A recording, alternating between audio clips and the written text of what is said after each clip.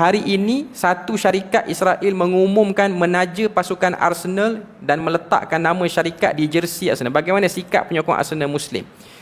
Dia sama saja. Bila mana kita dah tahu dia jelas-jelas dah Israel, dan kita tahu mereka tidak melakukan benda-benda yang baik untuk orang Islam di sana.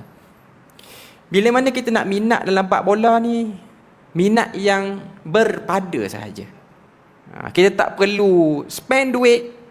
Kita tak mencontohi orang-orang kaya di negara Arab yang sanggup beli seat untuk tengok perlawanan-perlawanan ni.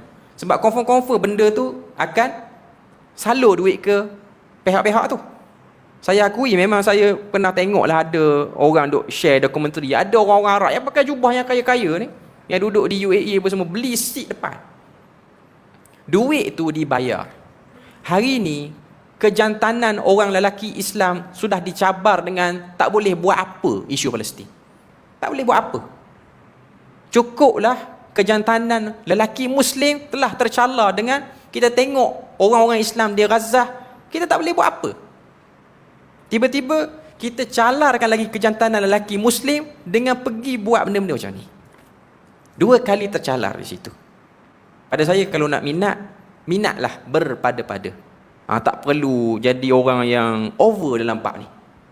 Kalau dah terbeli, tak ada hal lah. Pakailah, gunalah jersey tu. Tapi kalau sanggup cari baru, sanggup nak cari yang ada signature player dia apa semua, yang ni sudah berlebihan. Jadi sikap penyokong Muslim sebenarnya untuk semua mana-mana kelab pun, mereka perlu kena ingat bahawasanya kita nak minat apa-apa, ukurlah dulu apa nilai dia pada umat Islam hari ni. Terutamanya isu bola-bola apa-apa semua ni, banyak mana yang menguntung. Mungkin ada orang kata ada player yang bagi duit ke Palestin. Tuan-tuan, kalau dia bagi duit Palestin, hari ni mata kita melihat Palestin tu di mana? Tuan-tuan tengok yang sumuk flotilla tu, tuan-tuan nak setuju tak nak setuju tu cerita lain. Satu butir gula pun tak sampai, satu butir beras gandum pun tak boleh sampai hari ni.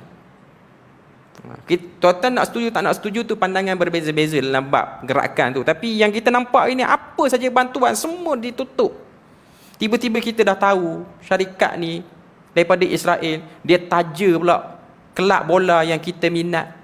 Tuan-tuan, kalau nak syurga, benda-benda ni boleh sangkut perjalanan sebenarnya. Boleh sangkut. Itulah saya nak sebutnya, nak respon. Jadi kalau jenis tegar betul dengan minat benda-benda bola ni, pada-pada lah lambat ni. Berpada-pada. Supaya tak jadi orang yang terlampau influence, terpengaruh dengan benda tu.